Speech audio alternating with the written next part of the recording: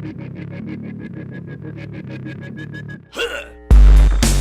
that? We're always in phenomenal shape. Every single time, like, that I saw you fight, and the first time I actually witnessed you fight was at the Ironheart Crown tournament, where I think your first fight was against Shonie Carter, where you win a split decision. Uh-huh. And then there's a guy that locally, man, he was a beast. He's also got a win over Keith Wisniewski, was Jason Glavas. Yeah, and you know, you won that tournament. Like, you and Shonie, I mean, both later going to the UFC, did you expect him to be as tough as he was in that bout?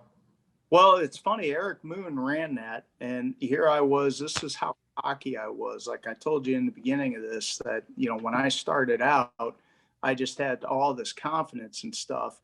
And I remember seeing this Ironheart Crown tournament. And I remember getting Eric's number and calling him up.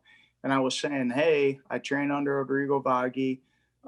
You know, I was 3-2-0 or 3-0, whatever. And I said, I want to fight in your tournament, but I see Shonie Carter's in this. And he said, yeah.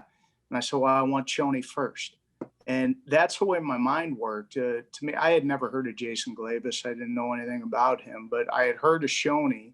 And in my mind, I was like, if I can fight Shonie and beat Shonie first, I'll win this thing, you know? And that was kind of the mindset that I had. And it worked out well for me that night. So yeah. What did you get paid for that bout? Do you remember? $500, 2 fights. You know, That's I think nuts.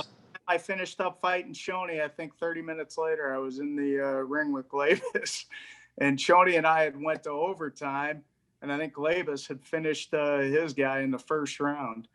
So now, it was Mike, help me through this if I get this wrong here, Steve. So at that time, you like you said, you got, you know, 5 or 6 fights, you got all the confidence in the world and stuff, but Shonie is a dude that maybe already had 50 fights back then, you know? Yes. Because, you know, he was a club fighter and he had a whole bunch of, were you aware of his Chicago reputation as a St. Louis guy? Yeah, actually, whenever I saw that they had this Ironheart Crown, and I can't remember again, it's, you know, over 2 decades ago. I can't remember exactly how it all went down, but I just remember either I knew Shonie at the time or somebody at the gym brought a tape in and was showing me this Shonie guy. And I was like, well, I want in this and I want that guy first. And I just remember calling Eric and telling him, hey, I want Shonie Carter first. And he's like, no problem. We'll do it.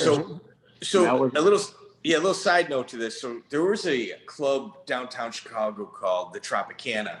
And Shonie at the time was running a lot of security, like a lot of door security and stuff like that. And he was, you know, a junior college All-American wrestler with like a Shidokan background.